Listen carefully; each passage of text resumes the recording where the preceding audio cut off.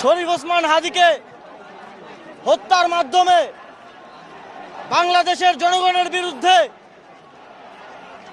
যুদ্ধ ঘোষণা করেছে। তারা ভুলে গিয়েছে জুলাই গণঅভ্যুত্থানে এদেশের মানুষ রক্ত দিয়ে রাজপথ রাঙিয়েছে, কিন্তু হেরে যায়নি।